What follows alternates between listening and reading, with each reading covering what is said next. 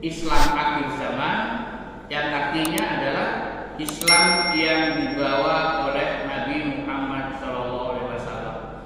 Jadi kita itu bisa melaksanakan kegiatan ini, tentunya kita berbahagia hati, senang perasaan, karena kita sedang melaksanakan perintah Allah yang memberikan kehidupan kepada kita, memberi rezeki kepada kita, dan akan memberikan balasan daripada seluruh aktivitas kita di dalam hidup dan kehidupan ini.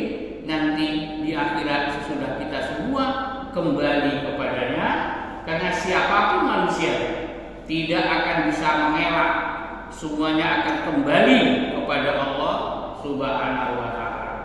Bapak-bapak dan ibu sekalian, dengan demikian kita sangat bersyukur bisa melaksanakan pengajian seperti ini. Di samping itu kita sama tahu dan paham, kita ini butuh yang namanya pahala.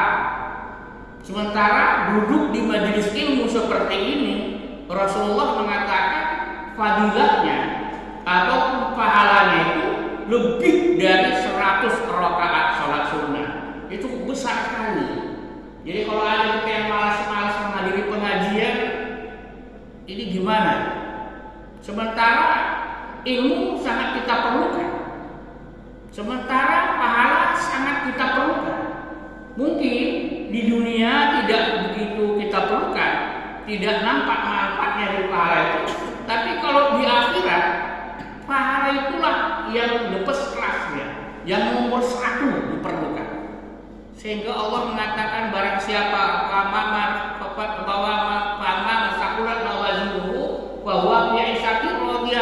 maka barang siapa yang kembali kepada, sementara kita sama-sama yakin akan kembali kepada Allah, tak ada yang terkecuali, semua rajiun kembali kepada Allah. Allah katakan barang siapa yang membawa pahala lebih banyak dari dosa, kembali kepada aku nanti, kata Allah, itu akhiratnya sejahtera, kehidupan akhiratnya sangat baik sesuai dengan harapannya. Jadi kalau ini memang bisa kita pahami dengan baik, tentunya pengajian ini kita tak mau absen lah. Kenapa? Kesempatan untuk mendapatkan yang sangat kita perlukan, terlebih-lebih di akhirat nanti. Makanya bisa datang ke pengajian, kita sangat bersyukur kepada Allah Subhanahu wa Ta'ala. Bagaimana kita bersyukurnya?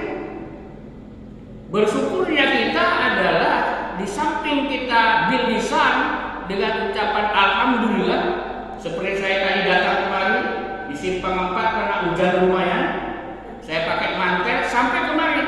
Pertama saya ucapkan dengan lisan saya ada alhamdulillah. Kenapa? Amanah yang diberikan kepada saya dapat saya penuhi, saya sampai di sini. Kenapa? Karena saya sangat mengerti dan memahami itu amanah yang wajib saya penuhi semaksimal mungkin kemampuan saya. Jemaah yang dirahmati Allah. Jadi dengan rasa syukur, dengan ucapan hamdalah plus sampai di situ tidak ikuti pengajian ini dengan seksama. Sampai di situ tidak isi yang dikaji malam hari itu jangan barang lewat begitu saja, tetapi jadikan dia pedoman. Kalau dia berasal dari Allah dan Rasul, itu adalah kebenaran yang wajib kita ikuti sebatas kemampuan kita. Jangan sampai kita mengelak daripada yang diatur oleh Allah dan Rasulullah SAW. Bapak-bapak dan ibu sekalian, ini sangat perlu kita pahami. Jadi dengan demikian, kesyukuran kita itu bukan kesyukuran yang sekedar bilisan, buat bibir saja. Tapi kesyukuran kita itu adalah kesyukuran yang benar-benar kita sikapi. Jadi begitu pengajian, selesai pengajian, pinomat kata orang asal, sedikit ada perubahan dalam diri kita, dalam menjalani hidup dan kehidupan kita. Kenapa? Karena kita mungkin tadinya belum tahu, tadinya belum paham, tadinya belum mengerti. Dengan pengajian ini kita mungkin tahu, mungkin paham, mungkin mengerti, sehingga hal-hal yang tadinya belum kita laksanakan terus kita laksanakan. Kalau tadinya kita melaksanakannya kadang-kadang, mungkin ini akan ditingkatkan lagi. Kenapa?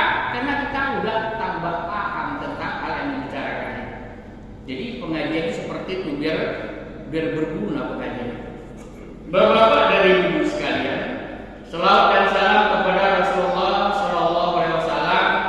Marilah kita benar-benar menempatkan Rasulullah pada tempat yang benar. Satu, sebagai uswatun hasanah kita, suri tauladan kita. Yang kedua, sebagai panutan kita, ikutan kita. Sehingga kalau kita mengerti dan paham, yang sama-sama kepingin doanya dikabulkan Allah, Rabbana atina fid dunya hasanah wa fil akhirati hasanah wa qina adzabannar. Itu modal untuk mendapatkannya itu yang paling pokok itu adalah meletakkan Rasulullah sebagai uswatun hasanah dan juga menjadikan Rasulullah sebagai panutan kita. Karena bagaimanapun umat Nabi Muhammad lah sesudah turunnya Al-Quran yang berhak mendapatkan itu. Kulli ummati yadkhulul jannah ila man aba. Kan ini selalu saya sampaikan. Semua umatku nanti akan dimasukkan ke dalam surga. Itu ucapan Rasulullah itu. Jangan dianggap enteng. Ya, Rasulullah mengatakan seperti itu. Kenapa? Karena dia dengan mengikut Rasulullah, Allah sudah umumkan, yuhibbukumullahu wa yaghfir lakum dzunubakum. Kan aman. Dengan mengikut Rasulullah, apa kata Allah? Mereka akan kucintai. Kalau sudah dicintai Allah, kira-kira apa lagi kita khawatir? Ada lagi. Bukan itu saja, malah kata apa? Diampuni segala kesalahan yang pernah dilakukan. Sampai seperti itu. Jadi pantaslah Rasulullah mengatakan umatku akan dimasukkan ke dalam surga. Jadi untuk itu mari sama-sama kita tempatkan Rasulullah sebagai suri tauladan, uswatun hasanah, tempatkan Rasulullah sebagai panutan, sehingga wa ma atakumur rasulu faquzuhu wa ma nahakum anhu fantahu. Apa yang dibawa Nabi itu kata Allah Ta'ala, ambil kamu. Apa yang dilarangnya jangan kerjakan. Tadi di sini ada tak dilarang Rasulullah kerjakan? Beda yang ajar sama yang komat itu larangan Rasulullah itu. Terjadi di Madinah seorang ajar. Toto komat yang satu lagi stop Rasulullah. Dia lebih berat komat daripada kamu. Jadi saya lihat sini yang ajar anak yang komat orang tua. Itu campuran yang saya lihat dari kok, iya pula, ya kan?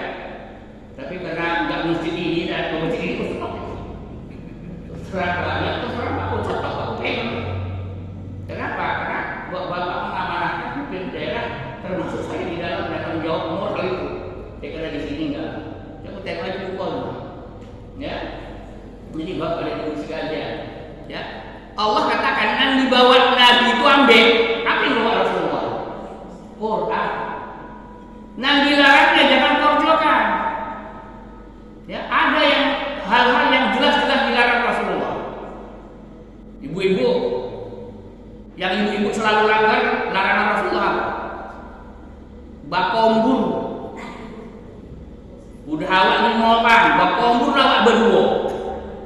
Nah lain tinggalkan, jangan kata Nabi. Dilarang Nabi kalau boleh. Kalaupun ada yang dicakapkan yang sifatnya pribadi, permisi sama yang lain. Kocok dia apa bilang sama dia. Jangan berbisik-bisik, tersinggung loh. Macam mana pun ya, perasaan itu nggak enak. Jadi bapak ibu sekalian. Nah jadi malam hari ini alhamdulillah kita buka di mana? Ya, alhamdulillah karena semalam komandan menelepon saya, ya kan. Jadi karena saya orang selalu siap itu memang malam ini pun saya ada tugas, ya.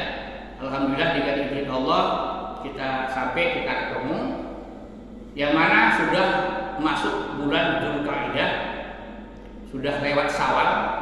Tapi barangkali sedikit saya kaitkan kepada Syawal, karena masalah Syawal ini ada beberapa catatan-catatan penting yang pada waktu khutbah Idul Fitri saya hal ini saya angkat. Salah satu diantaranya apa? Pengertian Syawal itu kan banyak. Jadi saya hanya mengambil satu dari sekian banyak pengertian daripada Syawal itu, yaitu peningkatan diri. Jadi dengan semangat Syawal yang sudah lewat tuh, terpaksa kata saya yang sudah lewat tuh ya, karena dia sudah lewat. Ya, saya ingin mengungkap kembali tentang peningkatan diri. Karena kita sama-sama mengaku, kita sama-sama meyakini katanya, sama-sama berikrar wa ana minal muslimin, aku adalah orang Islam. Jadi kita pengakuan kita sebagai orang Islam itu bagaimana? Ya tentunya perlu beberapa hal yang dievaluasi. Jadi di dalam hal ini kepada kita semua Bapak sekalian saya ajak dengan semangat Syawal yang lewat itu, mari sama-sama kita mengadakan peningkatan diri. Dalam hal apa? Dalam hal keislaman kita secara menyeluruh begitu. Ya, secara menyeluruh. Karena Islam itu akan mengatur beberapa hal. Yang paling pokok, Islam mengatur keyakinan, keimanan. Nah, jadi mari kita tingkatkan keimanan kita. Mari kita tingkatkan keyakinan kita kepada Islam ini. Mari kita tingkatkan keyakinan kita kepada Allah Subhanahu wa taala sebagai Rabbul Alamin. Ini harus memang kita upayakan. Kenapa? Karena Allah itu hanya memerintah. Aminu billah, beriman kamu kepada Allah. Jadi berimankah kita atau tidak kita, itu kita yang mengupayakan. Jadi pada periode Syawal ini saya mengajak seluruh jamaah yang saya jumpai untuk meningkatkan keimanan itu. Kalau bicara iman adalah bicara hati, bukan bicara lisan, tapi adalah bicara hati. Bagaimanakah orang beriman itu? Orang yang berkeyakinan mutlak, orang yang berkeyakinan hakul yakin, yang keyakinannya tidak bisa diganggu-gugat, tidak bisa diubah, tidak bisa direvisi oleh siapapun, mantap mapan dia iman itu yang dikatakan berakidah. Jadi kadang-kadang kita berakidah Islam ini paling jago bicara berakidah Islam, tapi yang bernama lesek di orang tidak bisa. Orang yang berakidah Islam itu tetap wa ana minal muslimin, dimanapun dia, jadi apapun dia tetap melaksanakan ajaran Islam itu. Seperti itu dia. Jadi mari kita benar-benar ini semua usaha kita masing-masing secara pribadi-pribadi untuk memantapkan keyakinan kita kepada arkanul iman itu, kepada rukun iman itu yang nanti akan membuahkan hasil. Itulah ketakwaan. Hasil daripada iman itu adalah ketakwaan itu. Makanya Allah katakan beriman dan beramal soleh. Bagi mereka itu lahum jannatun. Bagi mereka itu nanti tempatnya adalah surga. Jadi kalau kita bicara iman itu adalah keyakinan, yang buah keyakinan itu adalah aktivitas, yang aktivitas itu menyangkut masalah ibadah, hablum minallah, dan juga muamalah duniawiyah ataupun maslahat kehidupan. Semua urusan ibadah mahdhah, hablum minallah, dan juga upaya kehidupan kita itu semuanya dalam rangka apa? Dalam rangka mengikuti aturan iman kita semua. Jadi tingkatkan keimanan kita kepada Allah, keyakinan kita, hakul yakin kita kepada Allah sedikit pun tidak terganggu. Karena sekarang ini kan ini permasalahan iman kan digoncang terus itu. Barangkali kan kita yang suka lihat mensos itu kan ada yang menantang-nantang, mana itu Tuhan kamu, itu mana itu Allah, bohong kamu saja. Apalagi ada yang mengatakan kiai yang merasa besar dirinya mengatakan Allah tidak ada. Ini kan ini menggoncang loh, menggoncang keimanan. Ya tapi kalau kita mudah-mudahan saya yakin nggak akan goncang. Malah kita melihat dia itu Pak, udah sakit kawan. Gitu, ya kan? Kalau kita, tapi Bapak nggak pikir kan anak cucu. Anak cucu Pak goncang Pak, konsentrasinya lebih tinggi loh.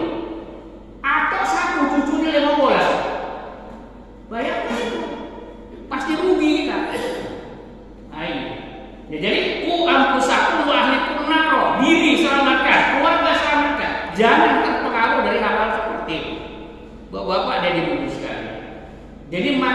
betul keimanan kita kepada Allah dan rukun-rukun iman berikutnya yang kita sama tahu, paham, yakin rukun iman itu ada 6 yang seluruhnya itu menjadi suatu kesatuan yang wajib kita yakini secara mutlak, tidak ada tawar-menawar di situ, yang akan membuahkan sikap hidup kita.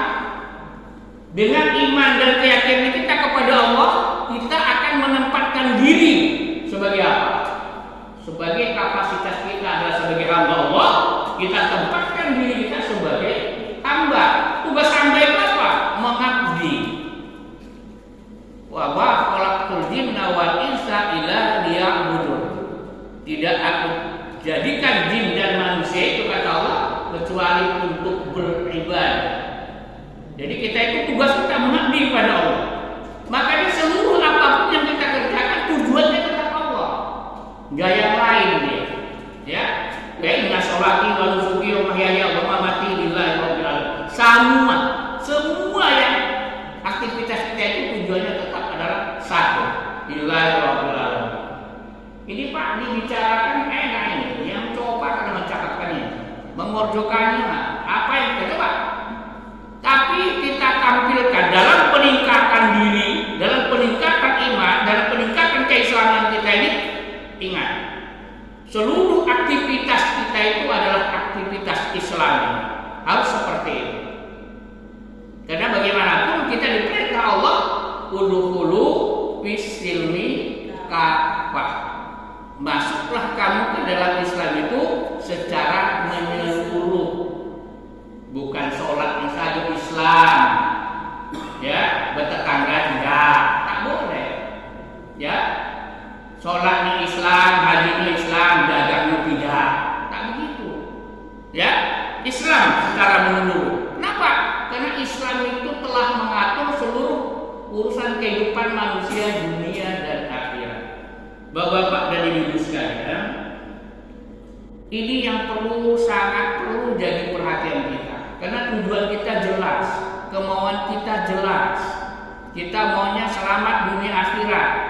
Kita maunya ridho Allah. Kita maunya surga Allah. Jadi mari sama-sama kita berjalan menuju tempat itu. Jangan lain yang kita bicarakan, tapi lain yang kita kerjakan, tak sampai nanti Bapak Ibu. Itu makanya waktu semalam itu selesai silaturahim, kan ada menegur saya. Wah, udah pindah Pak Masjid Muhammadiyah ke Masjid Agung. Saya jawab, Anda berpikirannya terlalu picik kan di sini. Apa? Coba buka bab Anda, coba buka alinea 7 dari pembukaan anggaran dasar Muhammadiyah. Mudah-mudahan dengan Muhammadiyah, umat Islam itu bukan orang Muhammadiyah dibilang di situ Bapak. Ya, jadi kita adalah merupakan imam di sana. Untung khairu ummatin ukhrijat linnas. Sebenarnya terlatang dengan manusia dia. Kenapa gitu cara berpikir? Saya katakan seperti itu, jangan gitu lah. Karena kita itu berbuat bukan untuk diri kita sendiri, tapi untuk umat begitu. Ini ajakan itu adalah ajakan untuk umat. Kenapa umat Islam begitu? Ini Bapak dan Ibu sekalian. Jadi kembali ya, mari sama-sama kita meningkatkan iman kita yang nanti akan lahir atau realisasinya itu bahasa menengah, pembuktiannya, kenyataannya nanti dari iman itu akan datang sifat, ya, otonomi diri kita yang benar, otonomi diri kita yang Islami, otonomi diri kita yang membawa kebaikan kepada diri kita dan membawa kebaikan kepada orang-orang yang ada di sekitar kita. Akan muncul seperti itu. Itu dari mana? Dari hasil iman, dari buah iman itu sendiri. Kenapa? Coba kita baca. Wa man kana yu'minu billahi wal yawmil akhir wal yukrim jarahu. Ini Rasulullah mengatakan, barang siapa beriman pada Allah dan hari kemudian, itu bicara iman. Barang siapa beriman pada Allah dan hari kemudian, hendaklah dia berbaikan dengan tetangganya. Saya perhatikan di sini. Ya, dari iman itu bukan kita saja yang aman, tapi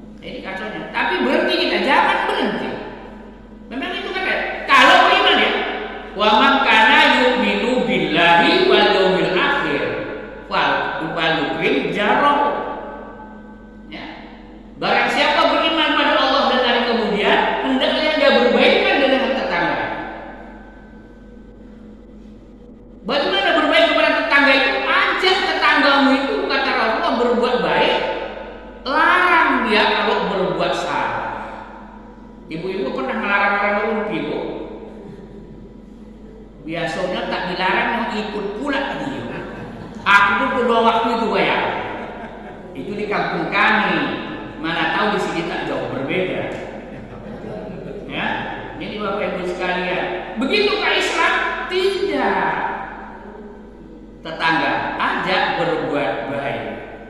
Dalam hadis yang lain, aku muslim ala muslim situ, wa iza tansohaka fansohu.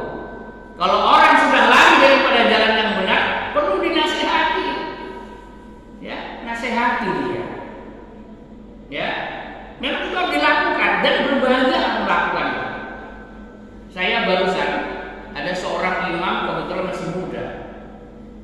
Dia dengan gayanya membaca takbir binti itu. Allah, berapa dua pada bahasa. Kutanya, menanya ilmiah saya nanya. Itu lafzul jalalah itu saya bilang. Kalau Allah Akbar itu lafzul jalalah. Alif lam lam itu lafzul jalalah. Yang dibaca itu kan yang di atas. Ya, dilanjut kepada akbar. Itu lafzul jalalahnya maaf.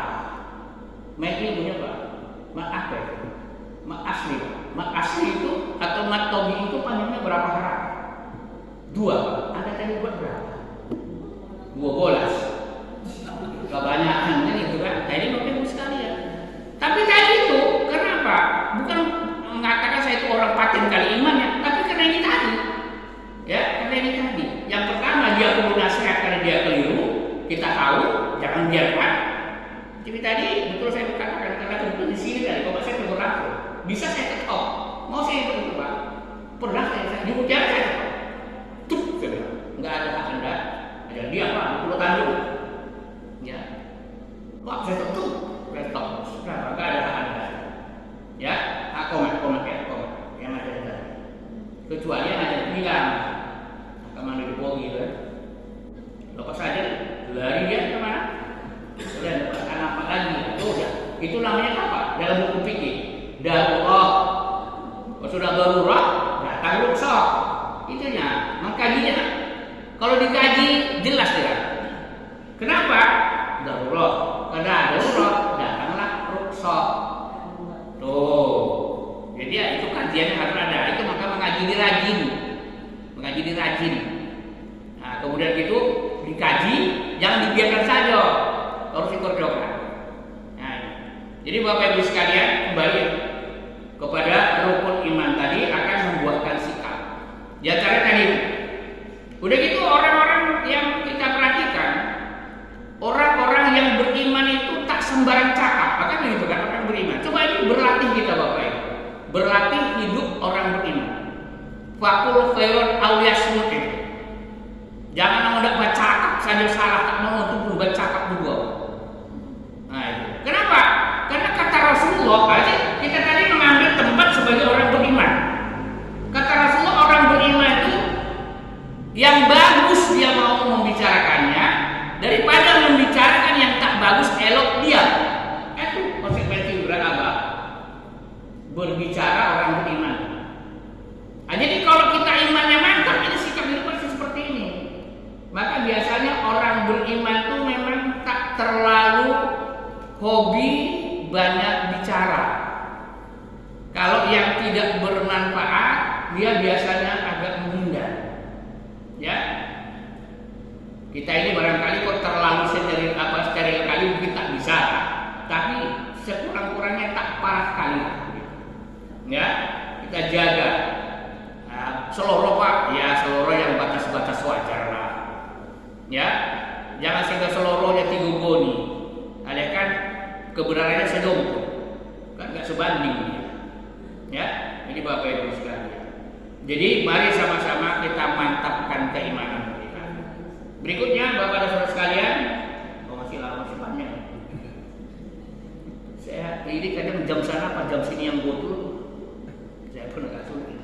Ya, sudah saya batasi peningkatan iman saya batasi. Ya. Sekarang yang kedua peningkatan ibadah. Peningkatan ibadah itu dua versi. Yang pertama peningkatan kemantapan dalam melakukan ibadah. Ya, kemantapan dalam melakukan ibadah. Yang kedua peningkatan ibadah peningkatan yang belum pernah kita lakukan, yang ibadah-ibadah sunat, ibadah tatawuf itu kita lakukan. Tidak bisa rutin, tetapi pernah. Kok ditanya-tanya lah, sholat malam bulan puasa selesai, bulan Syawal udah selesai. Kira-kira berapa malam lah yang kita bangun minal laili fatahajjat bihi? Sudah berapa kali lah awak yang sholat malam, kan gitu kan? Nah, ini maksudnya membuka ini bukan apa? Ya, supaya mengingatkan.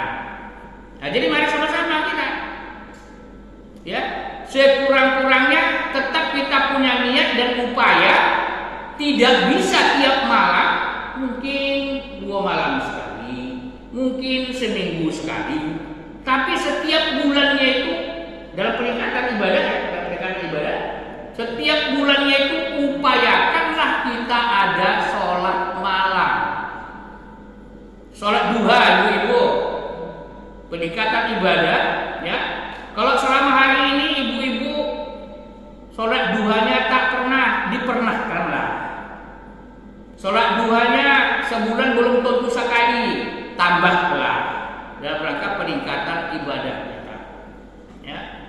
Sholatnya Pak cuma 2 rakaatnya, tambahlah. Kenapa?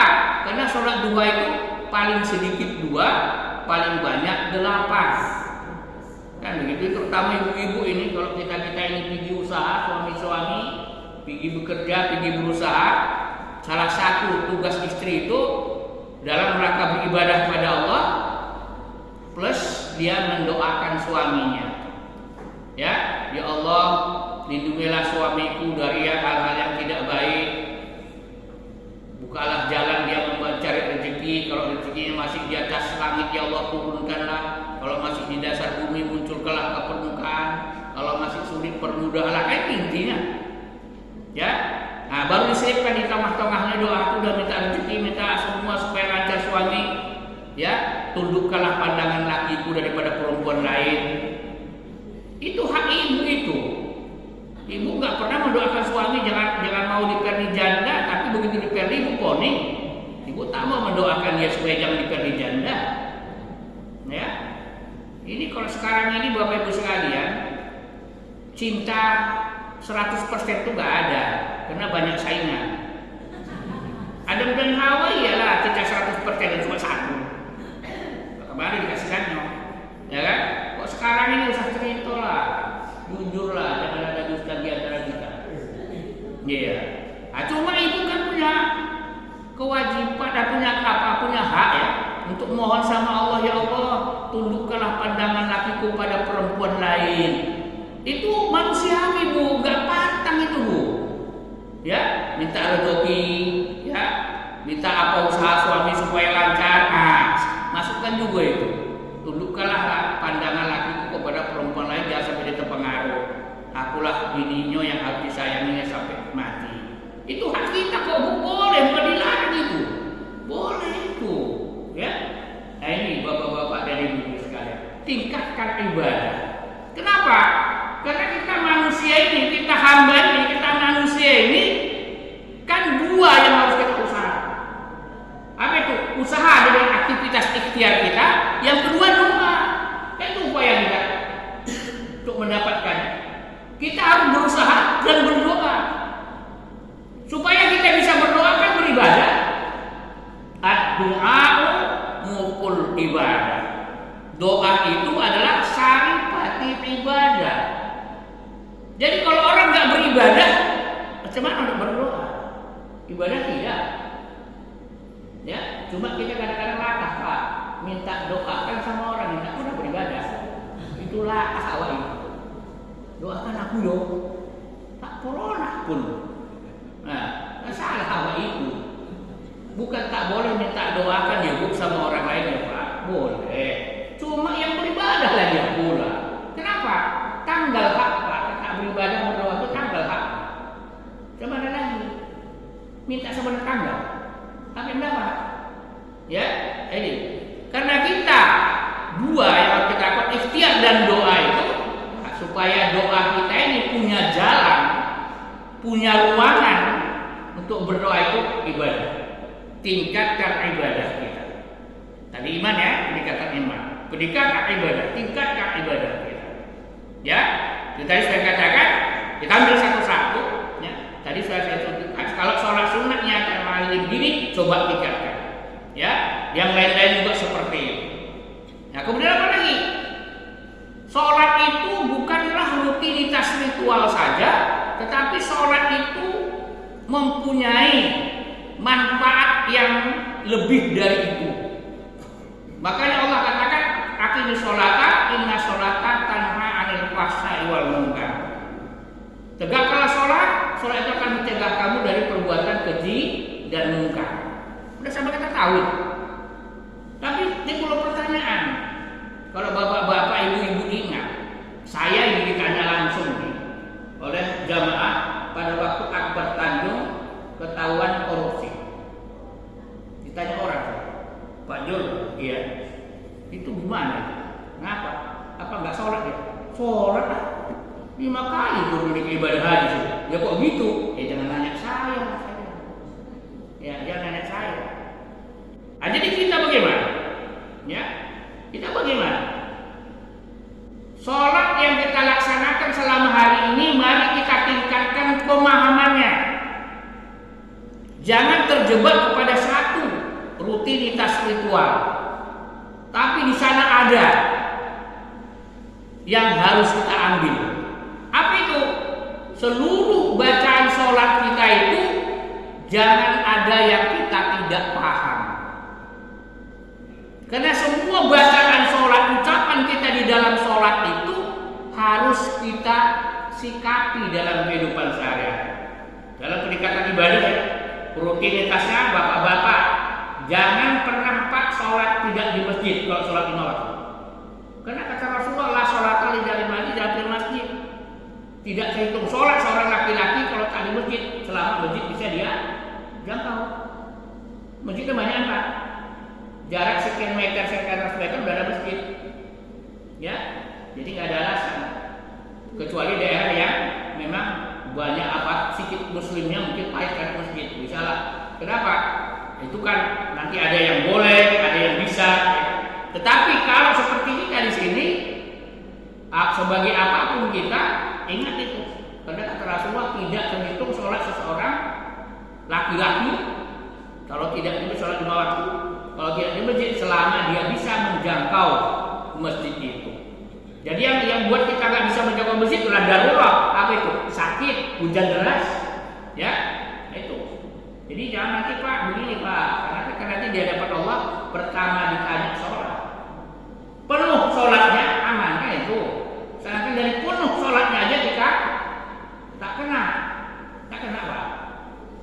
Ya, itu. Jadi kalau seperti nanti sama juga. Coba sholat Jumat. Sholat Jumat itu Bapak bisa sholat Jumat Bapak tidak terhitung kalau Bapak nggak perhatikan kan. Idza qultu li sahibika yaumal jum'ati ka'antik al-imamu yaktubu faqad lahu. Itu hadis. Lalai dari khutbah sia-sia Jumat.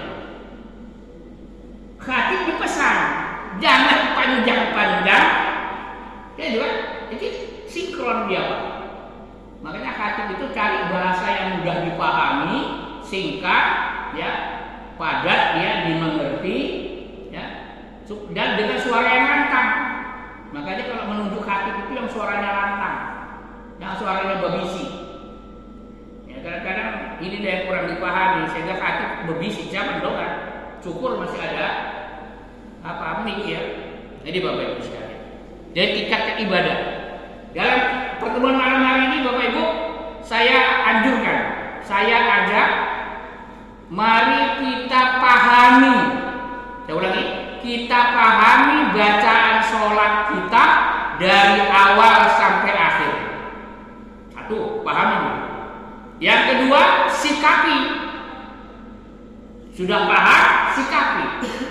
Saya kasih contoh. Allahumma ba'id baini wa baina khataya kama ba'adta bainal masyriqi wal maghrib. Apa?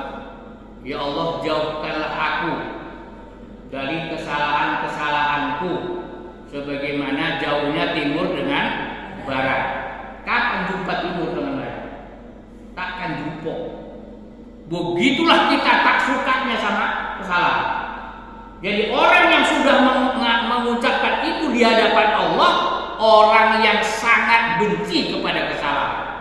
Maka kata Rasulullah, orang beriman itu membenci kekafiran sebagaimana bencinya dirinya dimasukkan ke neraka. Seperti itu. Ya, Bapak Ibu sekalian. Jadi mohon maaf ya, saya diberikan amanah tugas ini, saya sudah susun mencapai ridho Allah dan surga Allah. Dan itu konsepnya Pak Edi, sabar. Ya, sabar. Kenapa? Ini aja yang saya sampaikan ini belum tentu 10% diserap. Ya. Tingkat kelima, tingkat ibadah. Kita ambil sholat. Ya. Yang pertama kali tambah dengan sholat sunnah. Yang kedua, pahami bacaan sholat. Jangan sampai kita seperti beo bercakap tapi tak tahu apa yang dicakapkan. Bagaimana Pak kalau kita bicara sama orang yang kita bilang tak mungkin kita tahu? Gimana coba? Apa hasilnya? Ada. Paling apa yang kau jangan tahu. Coba saya anjurkan. Kenapa? Sudah tahu sikapi. Contoh Pak ya. Allahu Akbar. Itu menghilangkan kesombongan.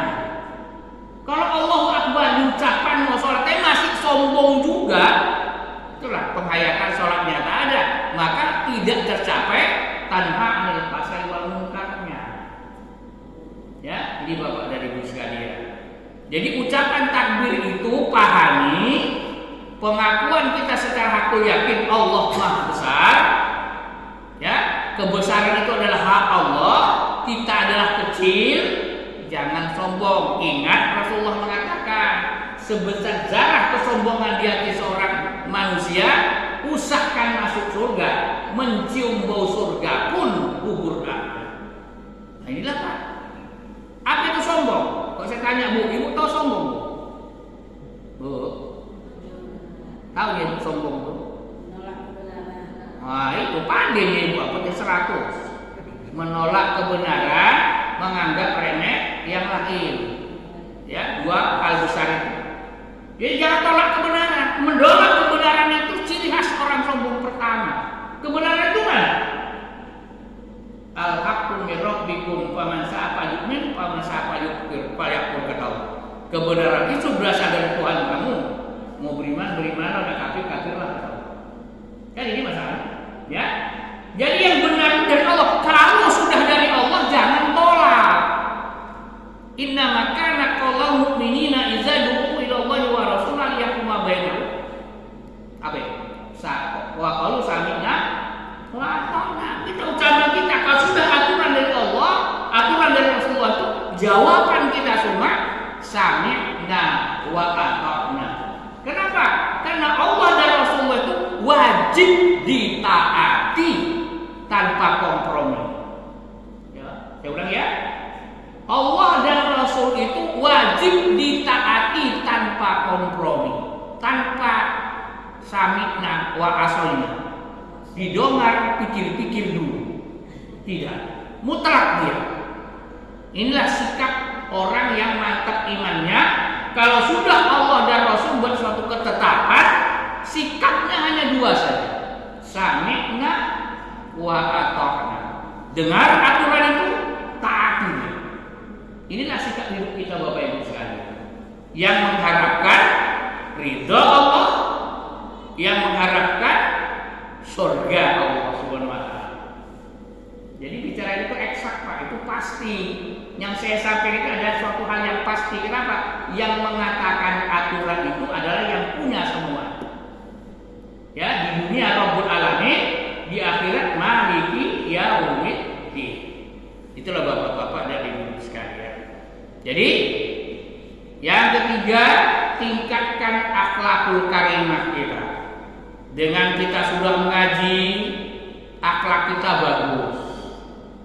Ya, sikap sehari-hari kita bagus, sopan, hormat kepada orang tua, sayang kepada yang muda. Kemudian Bapak Ibu sekalian, ini masih gagal apa? Masih prihatin juga ya Pak ya, masih prihatin juga Bapak Ibu. Ini kita ini apa berat kali Pak? Ya Bu, berat kali mengamalkan hadis Nabi wa iza laki tahu pastalim alaihi. Kalau bertemu ucapkanlah salam. Saya rasa nggak berat ya Pak. Ya Bu, tapi kok payah kali. Tadi saya berapa kali ucapkan salam. Ya, kenapa ya? Apa benar lah berat? Assalamualaikum. Nggak berat ya? Berapa ya itu? Tak bayar kan? Ya ini ya dengan meningkatnya iman ini nanti, dengan meningkatnya ketaatan ini nanti, akhlak kita nanti bertemu dengan teman tetap ucapan salam. Kan pernah saya katakan yang lalu, kalau dia berjualan, tahu kita kedai itu orang Islam, sebelum ibu belanja assalamualaikum dulu. Assalamualaikum, ya beli gula setengah kilo. Ini salam tidak gula setengah kilo disebutkan duluan, udah itu bertongkar pula. Timbang yang betul-betul nama ada gula kualinya makin parah. Ya, ada begitu. Ini kenapa? Kenapa? Saya pun sedikit agak agak prihatin juga ini. Karena saya rasa tak berat. Apa berat? Assalamualaikum, abang. Macam kabar saya tahu. Islami dia mengucapkan salam saja pun ketemu kita kadang-kadang kok berat kali. Gak sulit sebenarnya. Jadi akhlak itu bapak-bapak dan ibu sekalian berjenjang juga ya kita sampaikan. Coba ya, Rabbus salam. Apa nama itu pakai bahasa apa kita ya? Membudayakan setiap bertemu ucapan salam atau mentradisikan pribadi masing-masing setiap bertemu dengan teman ucapkanlah salam. Ya mula-mula dari kalangan sendiri. Kemudian setiap orang yang kita tahu muslim. Kalau tak muslim jangan pula ya kan. Karena yang diperintah itu hakul muslim ala muslim itu wa iza laki tahu pastalim alaihi itu hadis apa? Apabila saling bertemu ucapkanlah salam. Ya sebelum coba ya Bu ya. Bisa Bu? Atau berat kali? Tak berat ya Bu ya. Cuma kadang-kadang ini juga memang tak mudah untuk mendapat ridho Allah dan surga Allah itu. Perlawanan dengan kebiasaan macam itu. Nah udah tuh belum lakukan disindir kawan awak, biarkan aja. Karena harapan kita kan ridho Allah kan. Coba kita biasakan setiap bertemu itu ucapkanlah salam. Ya. Jadi kadang-kadang bapak-bapak ini pun kalau ke rumah orang assalamualaikumnya yang elok, adakah pulang ke rumahnya bininya tak doakannya selamat. Begitu pula ibu. Ada juga begitu di kampung kami ini. Iya, kalau ke rumah orang assalamualaikum, kan main.